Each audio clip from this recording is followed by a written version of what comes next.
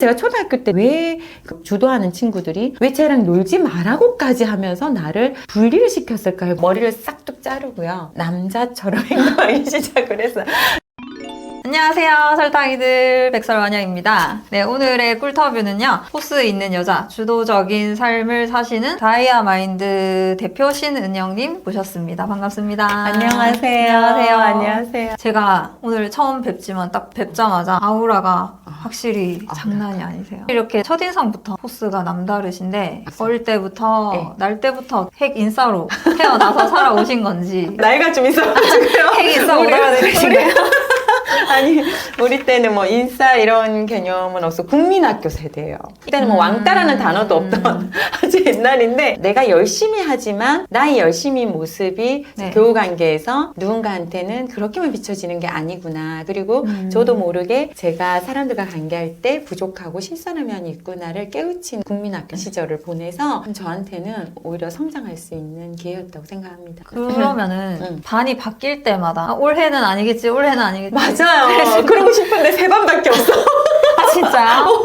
나한테 매년 너무 기회가 많이 주어지지 않는 그 시기였는데 그래서 저는 정말 학교를 가기 싫고 정말로 어찌 보면 소중한 내 인생을 좀 그만하고 싶다라는 9살짜리 꼬맹이가 그랬었는데 근데 엄마한테 고통을 드리기 싫어서 꾸역꾸역 학교를 다닌 거예요. 말을 한 번도 못한 거예요. 어머님은 전혀, 언니들도 전혀 자존심은 또 세가지고 이런 고통을 겪는다는 얘기도 못하고 다녔는데 저한테 해결할 수 있는 나름의 숨을 쉬었던 공간이 책이었어요. 그래서 그때 아빠 서재에 있었던 어른들 읽는 삼국지 소설 예, 글로. 정말 장걸로 돼 있는 거. 그 다음에 손자병법. 그 다음에 상하천의 사기. 그런 병법서만 이걸 통해서 아 내가 지금 겪는 괴로움이 네. 인간사구나. 물론 소설이긴 했지만 너무나 많은 군상이라고 하죠. 인간들의 분류를 책에서 많이 배우면서 지금 내가 겪는 일을 잘 풀어나가야 되겠다라는 힘을 삼국지에서 얻었었어요. 근데 그러면서도 사람이 싫어지진 않았어요. 그러게요. 그게 네. 참 아이러니한 게 엄마의 무한한 사랑이 어찌 보면 네. 그런 마이너스된 내 감정을 항상 든든하게 잡고 계셨던 것 같아요. 그래서 중학교 가면서 시 전체가 섞이잖아요. 그때 저는 정말 칼을 갈았죠. 머리를 싹둑 자르고요. 남자처럼 행동하기 시작을 했어요. 그래서 중학교 때 저는요. 정말 생명 티켓을 다시 받아서 중학교 3년, 고등학교 3년은 제 인생 통틀어서 가장 행복하고 가장 열심히 살았던 24시간이었어요. 너무 감사해서 저한테 고통이 없는 시간이 왔다는 게 너무 감사해서 공부도 열심히 노는 것도 열심히 정말 남자처럼 하면서 너무 행복했어요. 그래서 생각하는 게 내가 어렵고 힘든 시기가 있었던 만큼 그 깊이만큼 행복의 깊이를 느끼는 것 같아요. 아, 네. 그게 얼마나 소중한지를 네. 원래 있었으면 몰랐을 수도 예, 그냥 얕은 친구 힘들었어가 아니라 정말 저 인생에서 너무 큰 고통이어서 초등학교 6년, 중고등학교 6년이 정말 상반되게 행복을 다르게 느꼈던 시기였던 것 같아요. 초등학교 때 너무 많은 걸 깨달으셨네요. 힘들었고 진짜 힘들었어요. 저 아직도 그 친구 3명의 이름을 기억하는데 그 친구들은 기억 못할 건데 그러면서 정말 고맙다. 이번 생애에 이 친구들을 통해서 사람에게 말하는 법, 관계하는 법, 그리고 사람을 진정으로 감사하고 진실되게 대하는 법을 어쩌면 그들은 의도도 없었을 맞아, 거예요. 맞아. 근데 저한테는 소중한 포인트를 갖다 준 친구들이어서 그 고통이 지금의 저를 만들어서 한 30대까지도 너무 마음이 아팠는데 지금은 너무 감사하고 그리고 항상 조심하죠. 왜냐면 생존이었거든요. 그렇죠. 10대 때는 그게 전부잖아요. 네, 그렇죠. 그러니까- 이제 여자들 사이에서 동성 사이에서 그 애정은요. 저는 첫째도 둘째도요. 공감이라고 생각을 해요. 너랑 나랑 똑같다라는 그 동질성에서 이미 편을 갈라요. 그래서 제가 초등학교 때 왜 그 주도하는 친구들이 왜 쟤랑 놀지 말라고까지 하면서 나를 분리를 시켰을까 해보니 제가 조금 다른 부분이 있었던 이질성을 느낀 거죠. 근데 그게 학생 수가 작으면 그게 진짜 부작용이 큰 더 거예요. 드러나는 네. 거죠. 쟤는 왜 우리가 좋아하는 스티커 놀이 이런 것도 관심이 없고 공부하고 앉아있고 그러니까 그들이 볼 때는 자기네와 다른 종족이라고 봤을 수 있어요. 관찰하는 것도 먼저 하셔야 된다고 봐요. 예를 들어서 진짜 스타일이 아닌 친구가 있잖아요. 그런 친구를 의도적으로 친해질 필요도 없을 거고 그렇게 되지도 않아요, 마음이. 근데 어릴 때는 뭘 몰라서 엄청 그걸 놓지 못하고 집착하는 모습들을 많이 본 거. 안 어릴 맞지만 때? 너무 좋아서. 내가 좋아서. 그건 어쩔 수 없어. 원래 사랑은 더 많이 한 사람이 지는 그러니까. 거예요. 안 맞지만 받아줘야지. 너무 좋으니까 네. 나도 하면서 네. 아닌데 아닌데 결국 끝은 나더라고요. 끝은 나죠. 왜냐하면 한쪽이 너무 많은 희생을 하게 되면요 기울 수밖에 없어요. 나도 심리적인 보상을 받아야 되기 때문에 이거는 인간의 본연적인 본능이기 때문에요. 동성이든 이성이든 나는 얘한테 그 맞는 척을 하다 보니까 맞춰주면서 속으로는 보상 심리를 바라다 보니까 그게 언젠가는 터지는 거거든. 그럼 상대방은 네가 다 좋다 해놓고 왜 이제 와서 그러냐. 나랑 안 맞지만 너무 좋아하는 사람 같은 경우에는 오히려 덜 자주 보는 게 더 원만하게 관계를 유지할 수 있는 거 같아요. 근데 관계에서는요, 이 인간의 본성이 네. 천지가 음양이라는 거에 저는 모든 거에 생각이 출발을 해요. 플러스가 있으면 마이너스가 있다. 그러면 지금 말씀하신 사람의 기본은요, 내가 사랑을 주면요, 반드시 받고 싶어 합니다. 아니라고 해도 돼요. 의식은 아닐 수 있어요. 근데 무의식적으로 이게 이치라니까요. 결국 이거 균형이 깨지면서부터 문제가 생겨요. 그래서 동성 친구여도 내가 10을 못 받을 것 같으면 10을 주지 마세요. 내가 좋아하는 어필을 했을 때 받아들일 수 있는 게 10이면 10 빼서 좀 더 내가 저 사랑하면 한 20 정도만. 20을 하다 보니 지쳐. 빨리 10으로 낮추세요. 너무 중요한 생각을 하거든요. 나중에 원망하고 이 사람 어찌 보면 헤아릴 수도 있어. 내가 준 100 다 내놔 막 이럴 수 있단 말이죠. 맞아. 그래서 내가 상황을 잘 판단하고 이 사람의 마음도 알아줘야죠. 나한테 마음이 10밖에 안 온다는 사람한테 남 탓을 하지 말고 내가 100 주면 100 올 거야 라는 건 너무 이기적이에요. 그렇지 않아요. 그래서 내가 스스로 결정 내리고 변화할 수 있는 거는 내가 열심히 하면 되는데요. 사람 관계는요. 나 혼자 열심히 한다고 절대로 안 됩니다. 쌍방이 만들어야 되기 때문에 그래서 우리가 협업을 배우고 협동을 배우고 학교에서 같이 해보라고 하는 거거든요. 잘 판단하시고 사랑을 나누고 마음을 주는 것도 조절을 잘 하시면 좋을 것 같아요. 파티도 많이 하시고 이런 일들을 하시다 보면은 인맥에 대해서 철학이 있으실 것 같아요. 사람을 만남에 있어서 그렇게 분류 작업을 하진 않아요. 왜냐? 만날 수 없는 사람을 만날 수는 없다고 보거든요. 언니, 저는 왜 만나는 사람마다 이럴까요?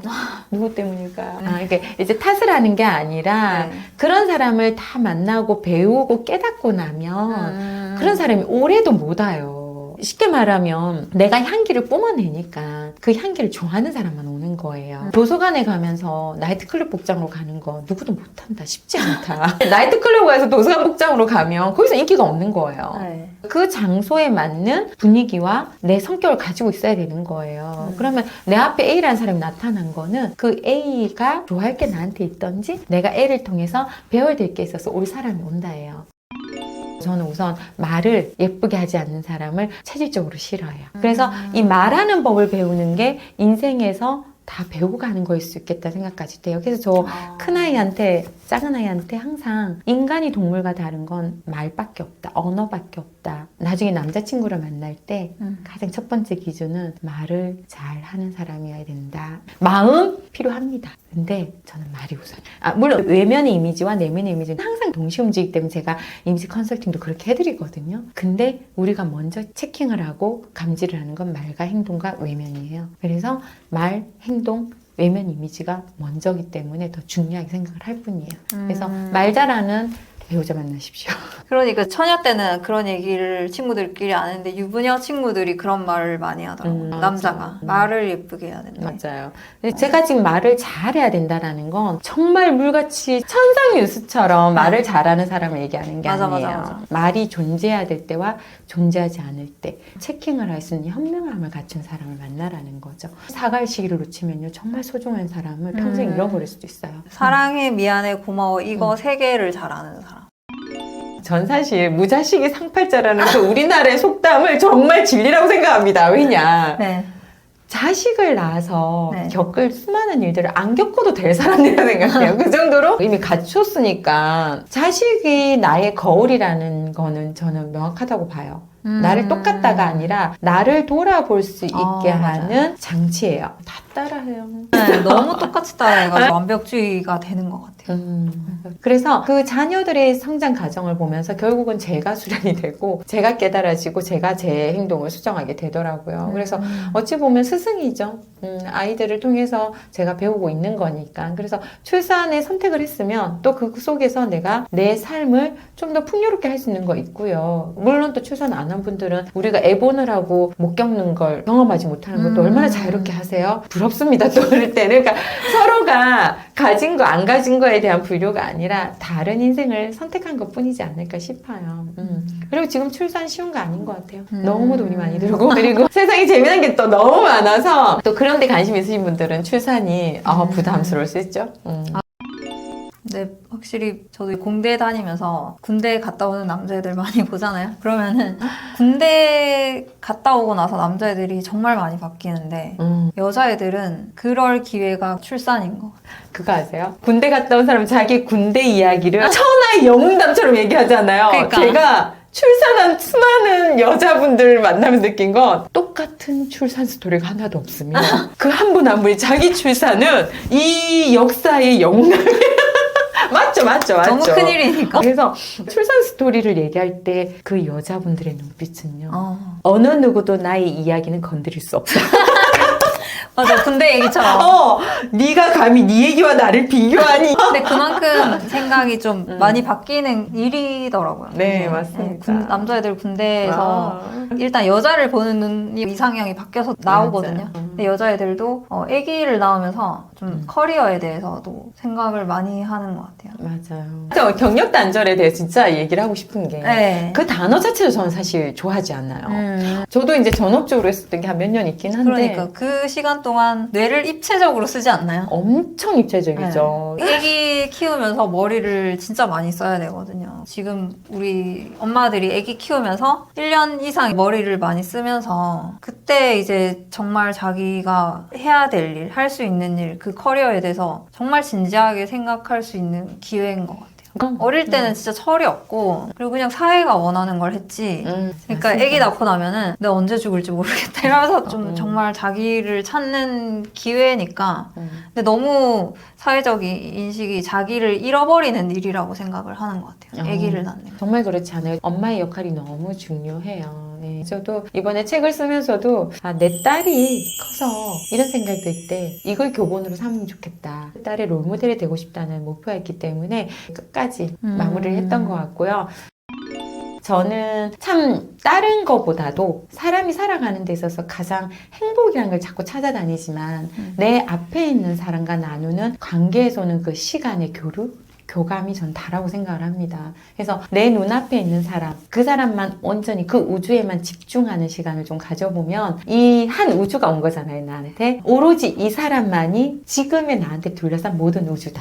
라고 생각하고 그 사람의 눈빛을 보고 그 사람의 모든 걸 봐주면서 구석구석 사랑하는 마음을 쏟아부세요. 그러면 놀랍게도 그게 그대로 반사돼서 내가 너무너무 행복해지는 걸 느끼실 거예요. 그래서 내 눈앞에 있는 사람에게 시공간을 집중시키세요.